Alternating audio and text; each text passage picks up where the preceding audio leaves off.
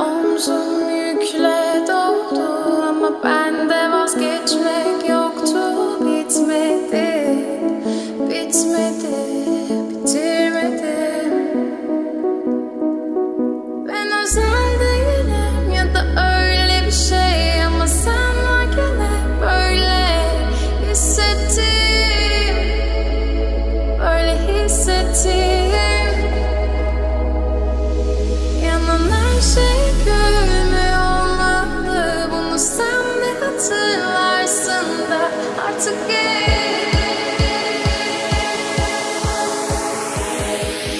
böyle hissettim.